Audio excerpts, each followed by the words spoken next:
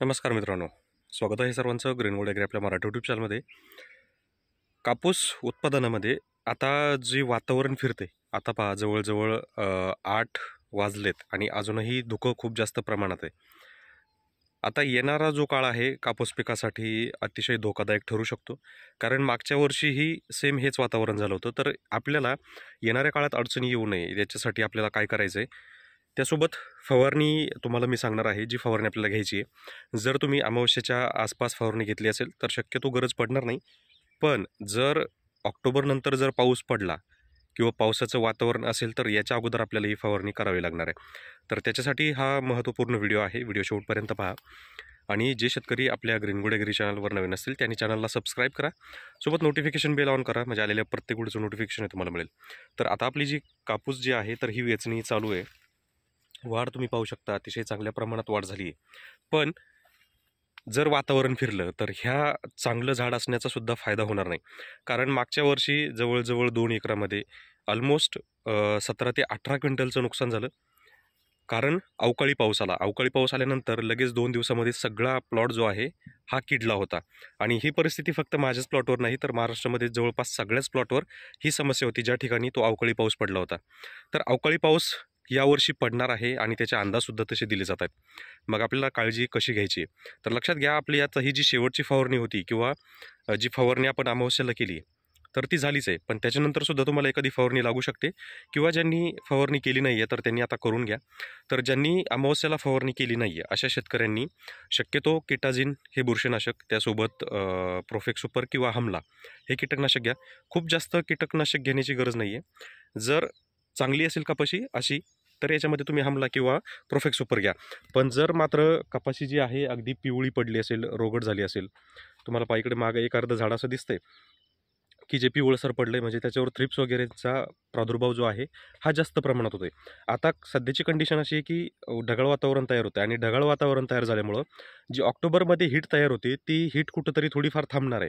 आणि हे हीट थांबण्यामुळं काय होते की कापूस फुटायला वेळ लागणार आहे, आणि कापूस फुटायला जर वेळ लागला तर तो अवकाळीच्या तडाख्यात सापडू शकतो.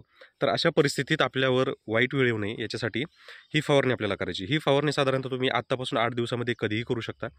परंतु याच्यामध्ये तुम्ही जर इमामेक्टिन घेतलं तर आणखी चांगलं, कारण अळी जी जन्म घेतलेली असेल, छोटी अळी असेल, तर ती त्याच्यामध्ये मरून जाईल, म्हणजे अळीसुद्धा तिथं कंट्रोल करता येईल. त्यासोबत ज्यांनी अमावस्येला फवारणी केली अशा शेतकऱ्यांनी सुद्धा पुन्हा एकदा एखादं बुरशीनाशक, एक कीटकनाशक आणि अळीनाशक असे कॉम्बिनेशन करा आणि त्याचा स्प्रे घेऊन टाका. आता याच्यामध्ये तुम्हाला सुचवण्याची काही गरज नाही आहे. सगळ्या शेतकऱ्यांना माहिती की आपण कोणते कीटकनाशक वापरतो किंवा कोणतं वापरलं पाहिजे. आता काही शेतकऱ्यांनी सुरुवातीच्या 3ऱ्या-4थ्या फवारणीलाच रॉनफेनसारखं कीटकनाशक वापरलं आहे, जे 3 in 1 कॉम्बिनेशन येतं. मग अशा परिस्थितीमध्ये आपल्याला विचार पडतो की आता नेमकं वापरायला काय पाहिजे. मग तुम्ही साधारण प्रोफेक्स सुपर किंवा हमला किंवा असे कोणते कीटकनाशक वापरू शकता, किंवा एक चांगल्या प्रतीचं कीटकनाशक आणि अळीनाशक असं दोन्हीचं कॉम्बिनेशनसुद्धा करून ही फवारणी घेऊ शकता. परंतु लक्षात घ्या, फवारणी मारताना व्यवस्थित मारा. फक्त झाड धुतलं गेलं पाहिजे म्हणजे याला फवारणी म्हणायचं नाही. फवारणी अशी पडली पाहिजे की चांगल्या प्रमाणात फवारणी होऊन ती लागू लवकर झाली पाहिजे. ज्यांच्याकडे ड्रोन अवेलेबल होतोय त्यांनी ड्रोन फवारणी नक्की करा, कारण ड्रोन फवारणीचा रिझल्ट याच्यामध्ये खूप महत्त्वपूर्ण ठरणार आहे. आपली ड्रोन फवारणी केल्यानंतर अजूनही आपल्याला फवारणीची गरज पडली नाही आहे आणि ती फवारणीसुद्धा लवकर लागू होते. त्यासोबतच कापूस काढणी चालू आहे, तर पावसाचं वातावरण पाहून कापूस काढणी लवकरात लवकर करून घ्या, जेणेकरून तुम्हाला काही प्रॉब्लेम पुढे जाणवणार नाही. त्यासोबत आणखी बऱ्याचशा समस्या आहेत ज्या कापूस पिकामध्ये सध्या जाणवतात. तर आता बोंड फुगवण किंवा पातेगळ होणं. तर आता पाऊस पडायला सुरू झाला आहे, परतीचा पाऊस सुरू झाला आहे. आता शक्यतो जास्तीत जास्त हा मराठवाडा आणि विदर्भ इकडे जास्त पडेल.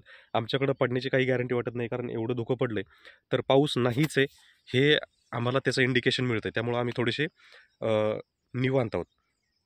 परंतु मराठवाडा आणि विदर्भ, आज मी काल 2 दिवसापूर्वी अंबड जालना या ठिकाणी जाणं झालं, तर तिकडं भरपूर प्रमाणात चांगली काढणी चालू आहे. तर काढणी लवकरात लवकर उरकून घ्या, जेणेकरून तुमच्यावर ही वेळ येणार नाही आणि तुमचं जे उत्पादन आहे हे वाया जाणार नाही.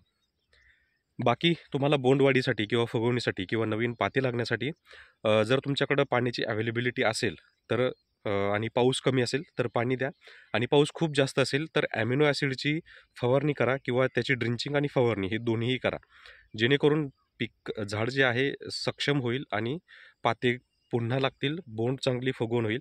कारण याच्यामध्ये सगळ्यात जास्त जो परिणाम करतो तो आहे ॲमिनो ॲसिड.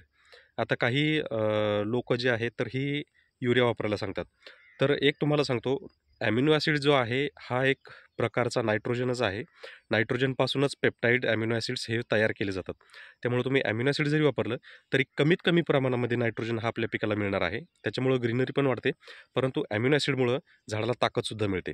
म्हणून ह्या गोष्टी आपल्याला पिकाला देणं गरजेचं आहे. जर आपल्या पिकामध्ये जर पातेगळीची समस्या जास्त जाणवत असेल किंवा झाड वीक पडत असेल, तर अशा वेळेस ॲमिनो ॲसिड किंवा ऑर्गॅनिक प्रोटीन्स किंवा आणखी मग त्याच्यामध्ये झालंच तर कार्बोहायड्रेट्स वगैरे आपण त्याच्यामध्ये देऊ शकतो, जेणेकरून कापूस जो आहे तर हा थोडासा सक्षम होईल आणि ॲटोमॅटिकली त्याला पातेधारणा होईल, पातेगळ थांबेल आणि बोंड जे आहे तर ही फुगवून होईल.